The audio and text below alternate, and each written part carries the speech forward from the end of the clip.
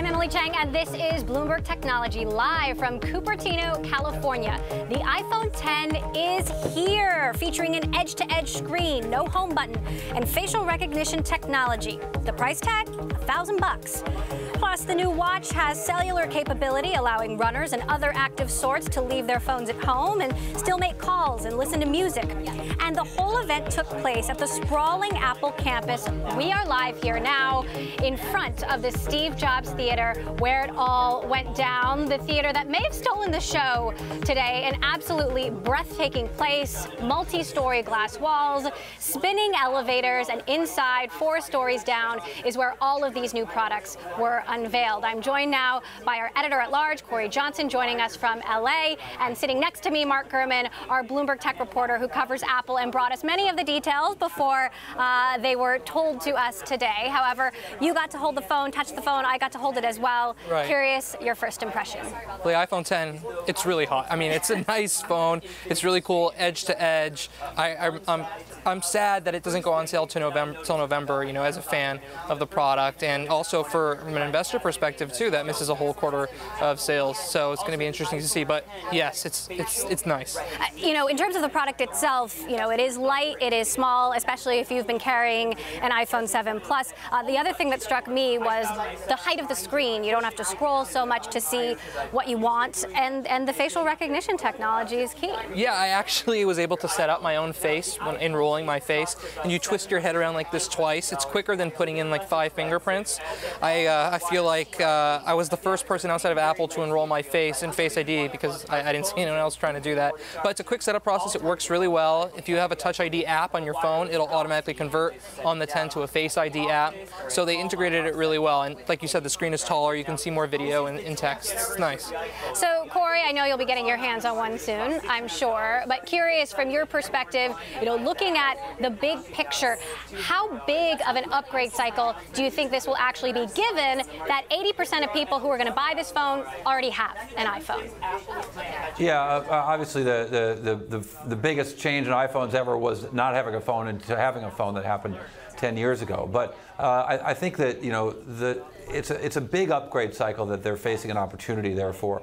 And one of the things that Apple has found over the years is that when people when they upgrade from an iPhone, they upgrade to another iPhone. That it is a system in which they tend to stay. It's an ecosystem in which they tend to stay, so that they don't lose. Whereas when people leave an Android device, they quite often will switch to an iPhone. So over time, they grow that larger and larger. And the time between buying phones has been growing longer and longer, which suggests that this upgrade cycle could be a very big one for Apple. But the question is, are the users, you know, the unanswerable question, we can sit here and speculate, and we certainly will, but the unanswerable question is, will the consumers really feel the need to get this new device? So these bells and whistles, and the bells and whistles that are seen in an obvious way, not something you experience just with your phone, but something you experience when looking at your neighbor using a phone, is the thing that are going to help them sell this phone. So that edge thing that Mark was just mentioning, the facial recognition stuff, those might be a more pleasurable experience for the user, but it's something that the person who has yet to upgrade is going to see and may respond by making a purchase of a new phone. Right. It is a significantly different new form factor, new design, and interesting. Several analysts have suggested to me that it might discourage people from buying the iPhone 8. Why would you buy it if you could just spend a little more and get the most expensive phone? I was speaking to Gene Munster of Loop Ventures, who was here at the event, and he said, nevertheless, it's going to be a home run. What do you think, Mark? Talking about the 8 as well as a home run, or the 10? The 10. The 10 is going to be a home run. I agree with that. So what does that mean for the 8? The 8? I don't know why anyone would buy that. In fact, they did this thing that I was a little surprised about. They raised the price. So the starting price before was $650. Now it's $700. So now you're about $300 between the 8 and the 10. And you look at that in terms of dollars per month, because a lot of people are doing these installment plans now. That's probably $5, $6 more a month. So I don't see why people would, you know, not get the 10 if you're on an installment plan. And I think that takes us back to why the delay. Why is this not coming out until November 3rd? I think this phone could have come out next week. week alongside the 8. But how many would there be available in an Apple store? Maybe 4 or 5 of them.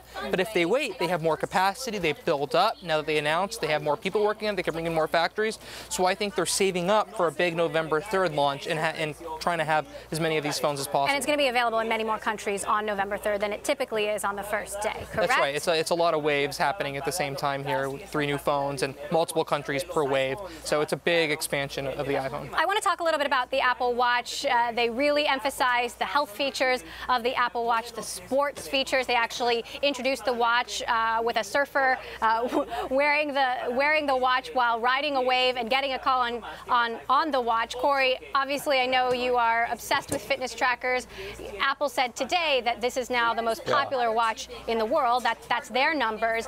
But what's your take on just how much bigger a product category the watch can be for Apple? Well, first of all, I need an Emily Chang fact check here. Was it a surfer? You're from Hawaii, and so you know. Was it a surfer or was it a paddleboarder? Because I've read both. It could have been a paddleboarder. Okay, Mark corrected me. It's a paddleboarder. No. You're from Hawaii. I'm from the Midwest originally. I was feverishly taking notes. Well, I think it's really interesting that Fitbit figured out what Apple couldn't, which is that it seems that the primary, the iPhone watch was launched with a I don't know what people are going to do with it business plan. And they threw a bunch of things out there and they wanted to see what would stick. You may remember Dr. Oz was there on the day that they announced the watch, and we got to cover that event. And they have always thought that health was going to be a part of it. But what Fitbit figured out was that really it was fitness that drove the sales of their devices, the fitness trackers, and indeed the Fitbit Blaze watch. They've had a lot of success with that product, again, focused primarily on fitness. So it seems that Apple's really figured out that as much as they thought fashion was going to be a part of their watch, that fitness is in fact the thing. And certainly showing off the waterproofing capabilities that other competing devices don't have in a very big way, be it paddling, and I'm all for the paddling, big fan of the Paddle Diva, and why wouldn't you be? But also surfing and swimming and everything else. Right. Well, if you're in Hawaii, if you're in Tahoe, if you're in the water, apparently it works. That's what they say. Let's talk about the Apple TV set-top box. They demoed the box. They demoed the 4K capacity. Of course, you have to have a 4K TV set to enjoy all of this. It is impressive, but not if you don't have a 4K TV Okay, so you asked me, were there any surprises earlier? Okay, this was actually a big shock to me.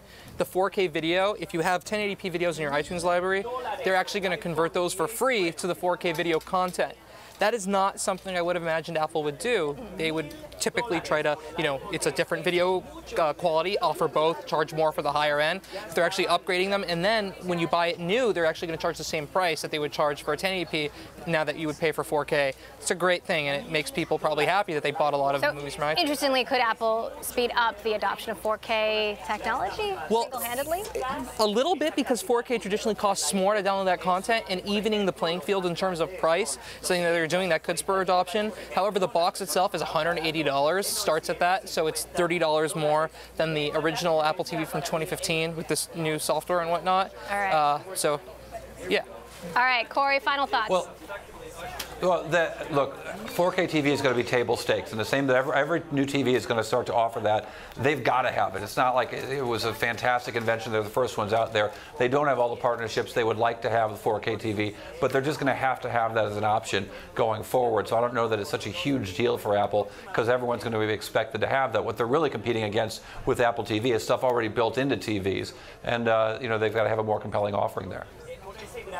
Right, and we know that Apple is working with studios, or at least talking with studios about creating special 4K original content. All right, Corey Johnson, our editor-at-large in LA. You're sticking with me, Mark Gurman, our Bloomberg Apple reporter. Great work, making sure we had no surprises or very few surprises today. We'll be right back live from Cupertino, California, at the brand new Apple campus. iPhone 10, the most advanced iPhone we've ever made. The incredible new design, Face ID, true depth camera system, and more powerful technologies than we've ever put in an iPhone before. It really is the future of the smartphone.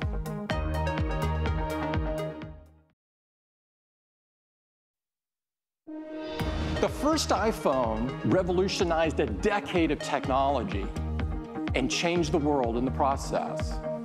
Now, 10 years later, it is only fitting that we are here in this place on this day to reveal a product that will set the path for technology for the next decade.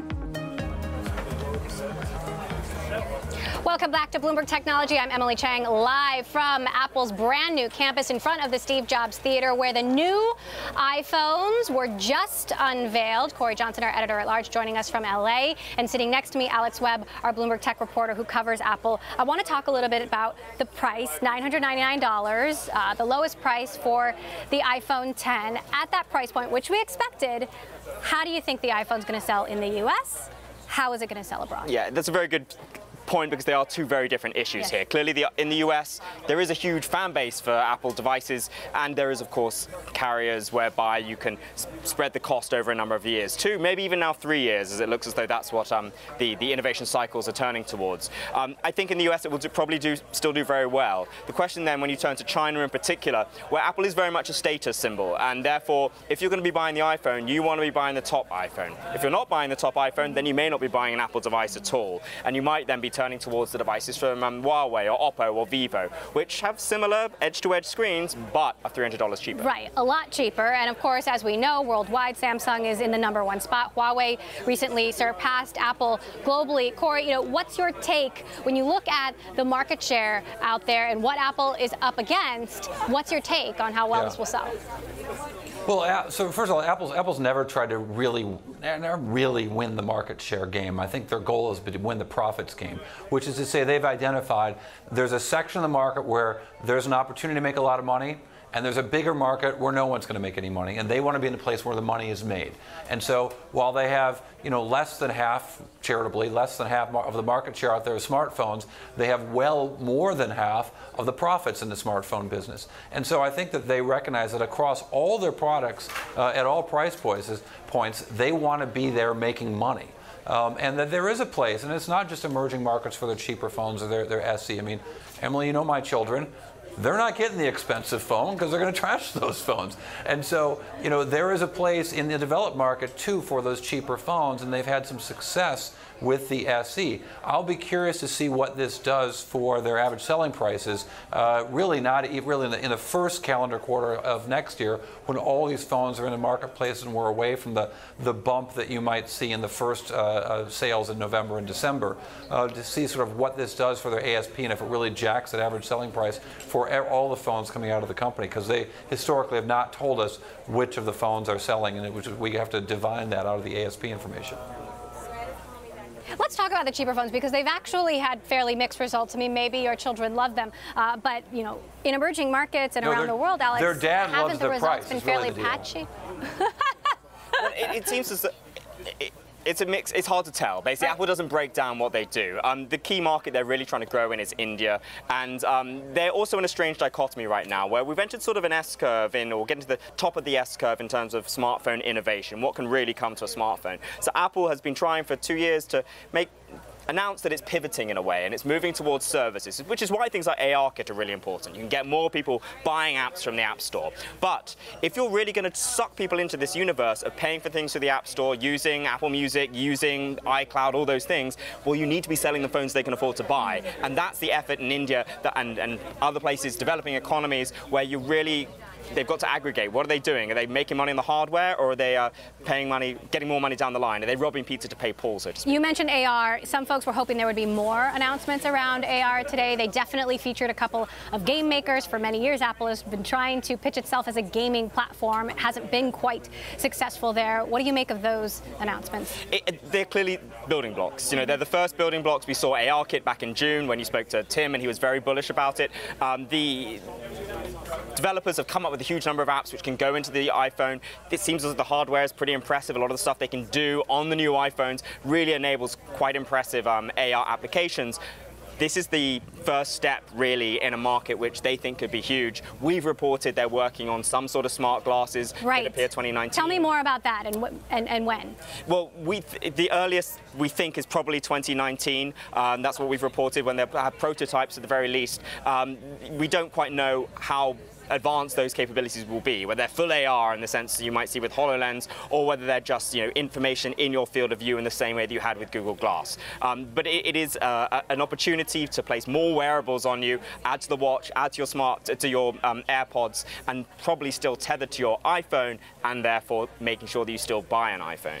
Corey, this point about whether there's more innovation left in smartphones or not is very interesting. Peter Thiel, for one, has said he doesn't think there'll be much more innovation on the smartphone platform. When I asked Tim Cook about that, he said absolutely wrong, no way.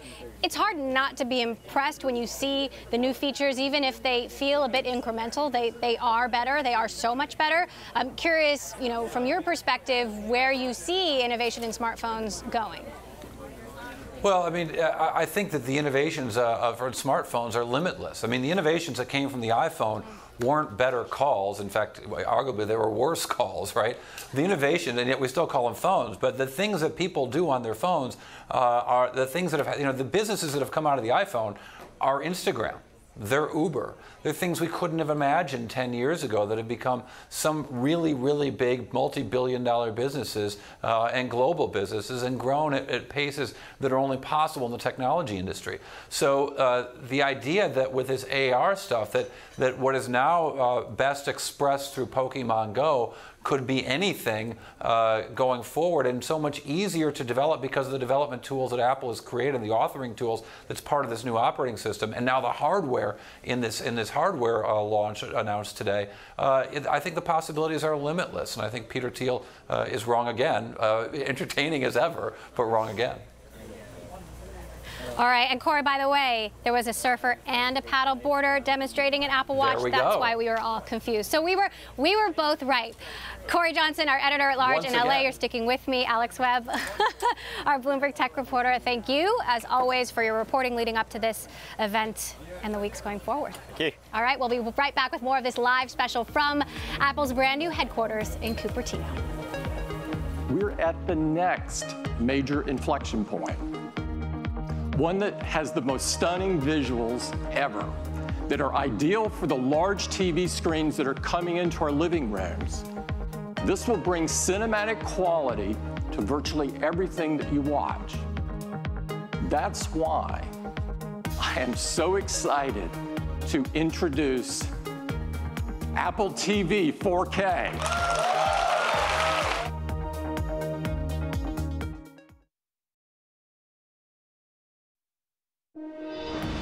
And now with iPhone 8, with its glass back, we're enabling the freedom of wireless charging.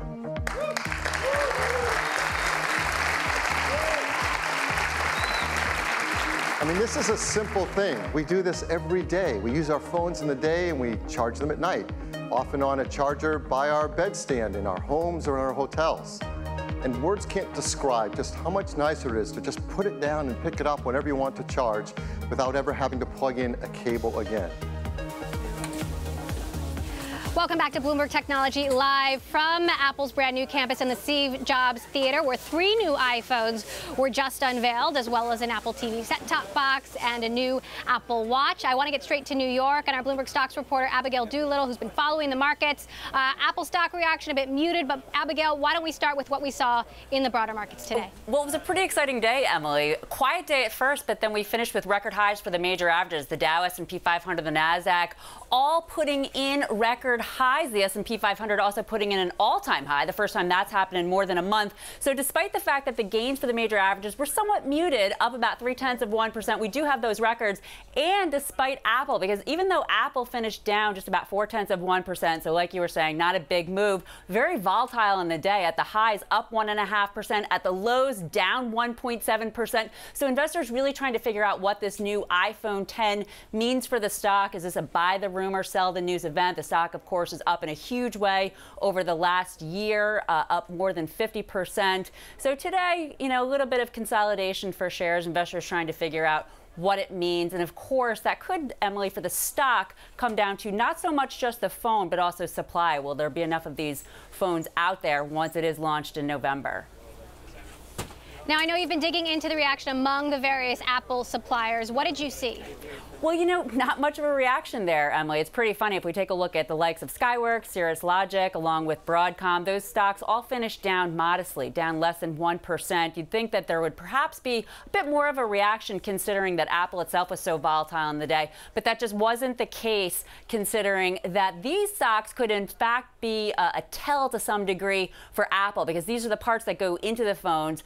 So to some degree priced in. However, Emily, you know, there's a great chart that I'd like to show because it may suggest that there is sort of a boom and bust cycle, perhaps for Apple developing. This is G#BTV 7033. It's a longer term chart. Beautiful trend, tells us how much investors love this stock. The buyers are really there. And we see between 2008 and 2012, the shares reacting very well to the iPhones. But then in 2012, if you remember that iPhone 5, that was pretty disappointing. The stock fell about 45% on that. And then the iPhone 5S and the 6, those were pretty positive. We saw a nice rally. The 6S, though, if you remember, that was disappointing. So we saw that correction back in 2015 into 2016. The question, Emily, is whether or not this new iPhone 10 will be enough to keep the boom going. Time will tell. I did speak to an analyst, Sean Harrison, over at Longbow Research. He's bullish on the long term, but he says that there could be some near-term choppiness due to that buy the rumor, sell the news possibility. All right, our Bloomberg Stocks reporter Abigail Doolittle in New York. Thanks so much for the roundup. We're going to dig into why the shares didn't move so much, what investors are thinking coming up live from Apple's headquarters in Cupertino, California.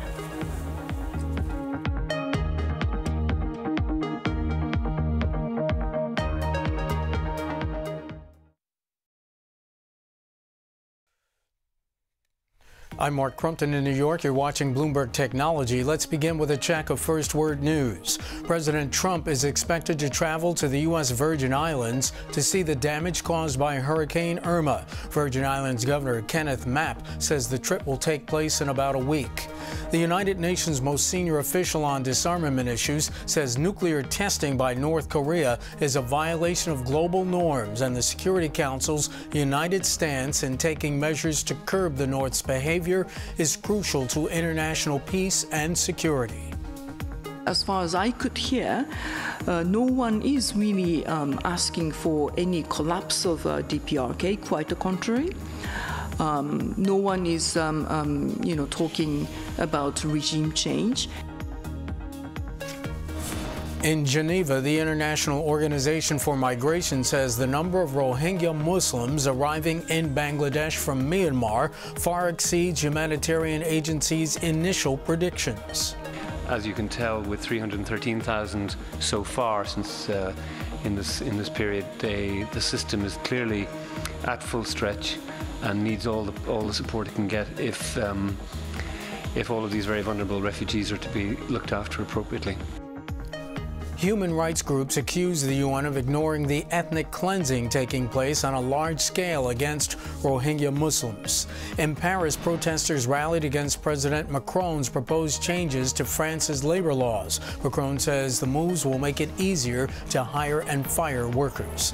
Global news 24 hours a day, powered by more than 2,700 journalists and analysts in over 120 countries. I'm Mark Crumpton. This is Bloomberg. It's just after 5:30 p.m. here in New York. 7:30 Wednesday morning in Sydney. My colleague Paul Allen has a look at the markets. Paul, good morning. Good morning, Mark. Looks like another bright day on the ASX today, with futures up 0.5% at the moment following another strong finish in the US. The iron ore price has also climbed back above $76 per tonne as local markets here wait on consumer confidence numbers as well. Over in Japan, a bright picture there as well. Nikkei futures higher. And keep an eye on Toshiba today. The board will meet to make a decision on the sale of its chip unit. The leading contenders at the moment are groups led by Bain Capital and Foxconn. And that sale, should it go ahead, is expected to net Toshiba around $19.2 billion. A few other things to watch out for today from Japan. We have PPI for August. Meanwhile, in South Korea, the unemployment rate for August is out. That's expected to see a slight tick up to 3.7%. I'm Paul Allen in Sydney. More from Bloomberg Technology next.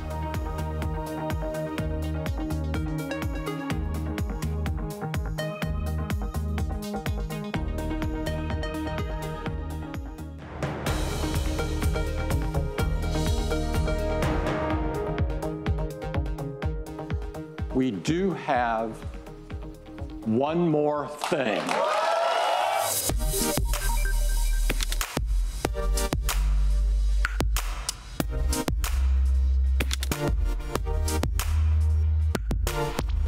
We're here at the Steve Jobs Theater at the new Apple Park campus. This is the iPhone 10. You can see it has the almost bezel-less screen, edge to edge. There's a little notch up here for the 3D face recognition sensor.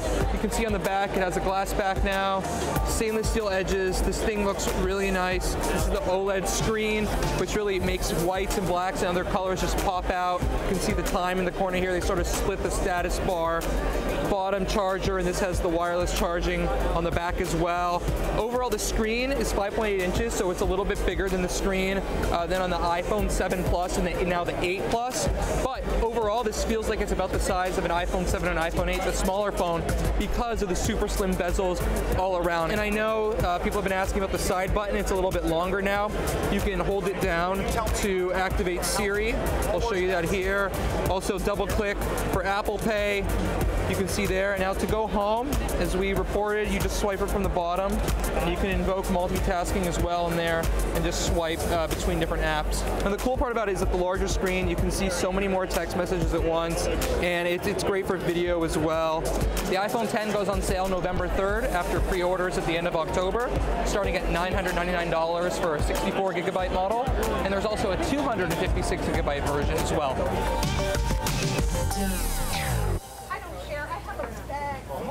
Our Bloomberg tech reporter Mark Gurman there, trying out the new iPhone 10 here at the Steve Jobs Theater on Apple's brand new campus in Cupertino, California. We are live. Apple has just unveiled 3 new phones, a new Apple Watch, a new Apple TV set-top box. Our editor-at-large, Corey Johnson, is joining us now from LA, and with me here, Carolina Milanesi, a principal analyst at Creative Strategies. I want to talk a little bit about AI, because AI is powering a lot of the upgrades that we saw today. You know, what in particular stands out to you?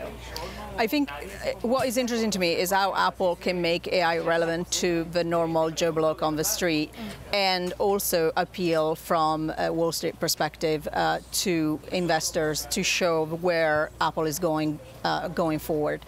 There wasn't much talk of Siri today, but I'll tell you why in a second.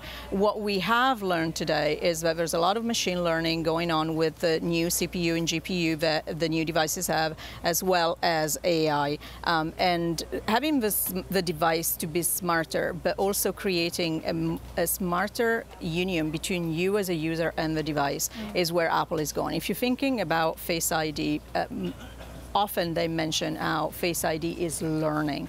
So machine learning and AI coming into not just unlocking your phone, but then using your face to detect if you're looking at your screen and therefore opening up, for instance, the notification for you, or if you're not looking at your screen, not just randomly open your device.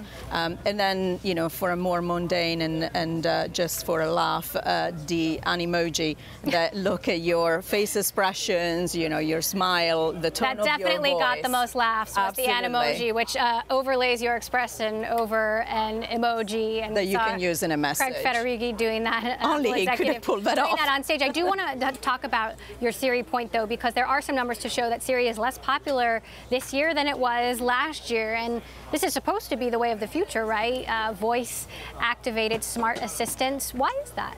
I think consumers are still trying to find a reason to use something that they haven't in the past. You know, a lot of us are typists, and you know, our thumbs are so used to type what we need and get an answer. And changing behavior is really hard.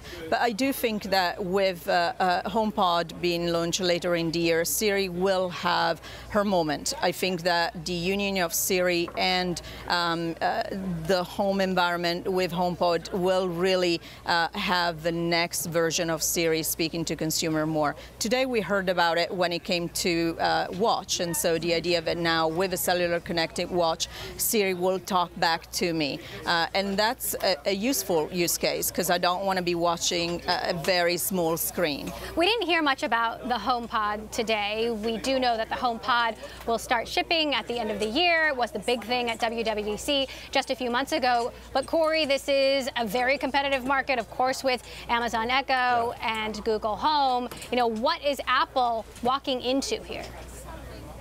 Well, I think they're trying to come with a product that is of a higher quality and a sound-wise, and so we'll see if that can master that. The product, as I recall, is pretty cool, and I think that the buzz around it seemed like it was going to be great, and that the sound will be great. Now, I'll wait for the Audio Geek magazines to get involved and see what they think of the actual quality of the speaker. That is it is a world that is well, if not over, covered by the people who are big audiophiles, and I'd be curious to see how that does. But it could indeed form some sort of leadership there with much better sound quality and the relationships they have with the music industry. But I also think that this notion of what AI is and how it works is really going to evolve, and we're just not going to know right away. But the idea that Apple could, for example, use those emojis and see when you're smiling and when you're not, but also get the data about how many people, when they're presented with a smiley emoji after they've had a certain sort of facial moment, a facial expression, it will improve over time because they'll be able to measure. Just think of the A/B right there, right? You make a face, your phone thinks it's a smile, and then the third thing that happens is you choose whether or not it was a smile by selecting that emoji. Apple's going to internalize all that information, using AI, start to fix the facial recognition based on how many people use that emoji, and improve the facial recognition with every hour as more and more people are or are not selecting the emoji. Think about that 100 different ways when people are ordering food in Instant Messenger, when people are doing all the things that they do in Asia with Instant Messenger or chatting in ways that they don't in the U.S. All that potential is there. I did actually get to try out the new Animoji feature. I was a cat, I was a dog, I was a robot. It was pretty cool. Pretty frictionless experience. All right, Corey Johnson, our editor-at-large, you're sticking with me. Carolina Milanesi of Creative Strategies, thanks so much for stopping by. We will be right back after this quick break, back here at Apple headquarters in Cupertino, California. There's not a day that goes by that we don't think about him. Memories have especially come rushing back as we prepared for today and this event. It's taken some time, but we can now reflect on him with joy instead of sadness.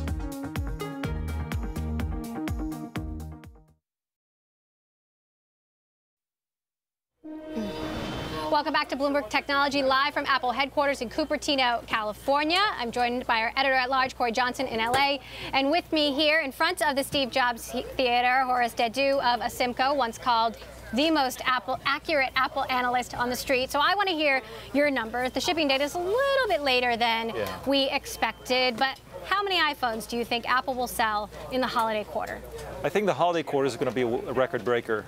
It was last year, not by much, but it's going to be a record breaking, so upwards of 90 million units is possible. Really? We're looking. Gene Munster said 70 million. Well, we'll see. The delay with the 10 might impact that. The super cycle dream is what this is all about. We're also looking at the ASP rising. So that's the average selling price. The average selling price is going to rise, and again, it has been rising recently, which is again against the grain for phone makers. But since the 10 years now, we've seen pretty steady iPhone pricing around $630 overall, over 1.2 billion units, and we might actually see breaking 650. I know there's a $300 difference between the iPhone 8 and the iPhone 10, but how many people do you think are going to sit there contemplating, maybe I should just spring for the more expensive model, and how many people might just not buy anything at all and wait so they can get that iPhone 10 when they want? Yeah, I think that's a good question. I think tactically this is a very pragmatic issue. I think overall, though, if we step back and ask, look at the way they've bracketed this. They've gone from 64 to 256, huge increase in memory, and yet only $150 more in pricing. I think a lot of people are going to ask themselves, should I stretch? And also, they don't have the ambiguity of what do you do with this middle price and memory. So I think there's a lot of people are going to go up to the 256, and we're going to see more people stretch, and that's all good for the price. 256 gigabytes.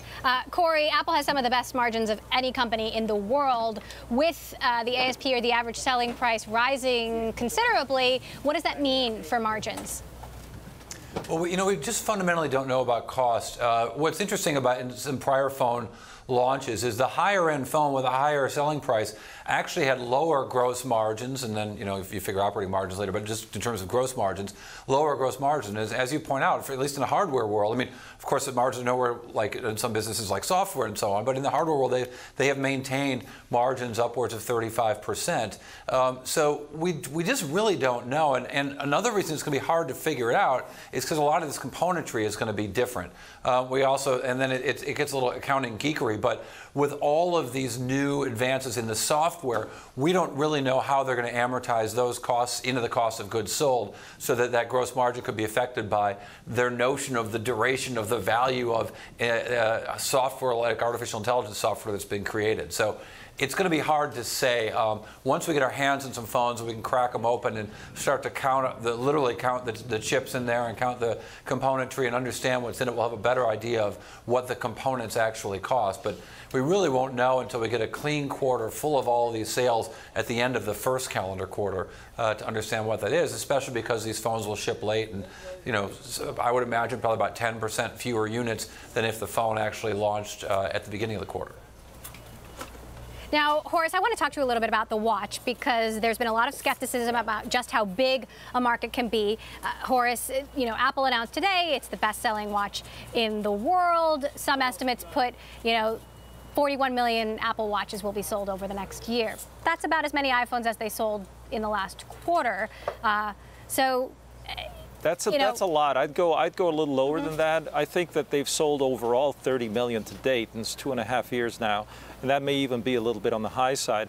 I think it's going to do very well. We're seeing it grow. Do you think it's a sleeper hit? It's a sleeper hit because all these tens of millions of people are using it every day, and actually we're getting a huge engagement. Apple's moving into healthcare basically with this product, and it's a $5+ billion business, which essentially overnight. How much does the untethering, the fact that you don't have to have your phone with your watch, how much will that drive sales, additional sales? I think it's going to be healthy. Again, I don't know how many people want to pay the extra $10 or whatever it might be a month to have that feature. Again, it's all about really making incremental improvements in this category, and I think the focus on health, the focus on diagnostics and prevention, it's really tremendous, and no one's really gone into that sector before. I've been bullish on the Apple Watch from day one. I've always felt it was a disruptive product, and now we're seeing it take on more and more of the roles of the phone. Will it ever take completely that role? We'll have to wait and see. Then again, the phone has never completely taken over the PC. I think that's a great point, though, Horace. I mean, I think. Okay, go ahead. Oh, I'm sorry. I think it's a really great point that he mentions there. Imagine a world where we don't have phones. And today is the day that we start moving in that direction, because so much of the computing we're doing already in our phones actually happens online. All that brilliant AI stuff that starts to suggest whether it's an emoji or an address or whatever, that's all happening on the cloud. Now you're going to have this device where you listen to something in your ear and you've got something on your wrist and it doesn't interact with the phone. This could be the beginning of a post-smartphone world where you've got a lot of the things that are happening in the computing world, both happening in the cloud and being signaled by the devices in your ear and your wrist, but not on a phone. And that might be where we are 10 years from now. Quickly, and do you agree? AirPods. Absolutely. AirPods plus watch, all of this is decentralizing what used to be the hub, which is the phone. It's totally going to be, distributed computing and ambient computing, if you will. All right, Horace Dediu of Asymco, always great to have you here on the show. Corey Johnson, you said it, I'm holding you to it, that this could be the beginning of a post-smartphone world. Corey, you'll be back with me after this quick break. These are a new generation of iPhone, and they improve on everything we love about iPhone. The design is all new. It has glass in both the front and the back. The aluminum band beautifully matches the finish of each iPhone 8. It comes in silver, space gray, and a beautiful new gold finish.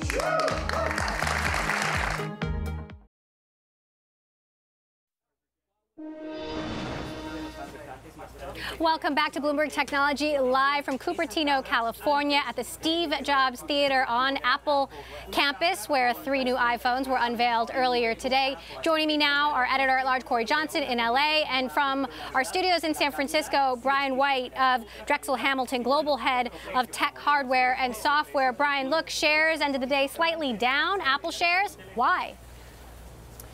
Well, I think you know, a lot of news is always anticipated into these events. But what really I like, you know, out of this event is the fact that the iPhone 10 is delayed, yet Apple gave pretty phenomenal guidance for the September quarter. And I can tell you, looking at the supply chain, and we look at that through our Apple Monitor, June, July, and August were very strong. In fact, September quarter for Apple Monitor looks like it's at a record. So to me, that was very, very encouraging. Here's the iPhone 10 delayed, yet the supply chain and Apple's outlook were very, very strong. So I come out of this event more bullish than ever about Apple.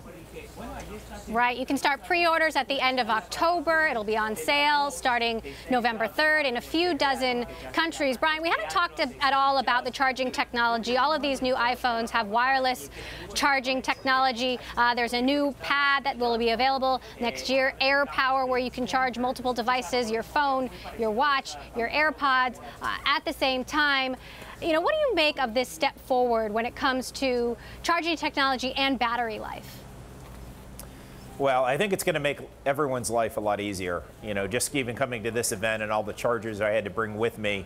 You know, if I'm able to have AirPower and just charge my watch, my AirPods, and my iPhone all at once, I think that's pretty significant. And so, you know, that's the thing about Apple. You know, whether we talk about new innovations like wireless charging or, you know, the 3D sensors they're embedding, you know, it's very tough, I think, as we go forward for competitors to keep up. I just don't see how they're going to be able to do it.